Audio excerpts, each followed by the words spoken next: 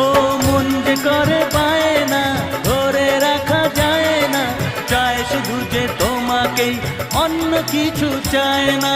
জানাই তোমাকে তা দুটি চোখের ভাষা,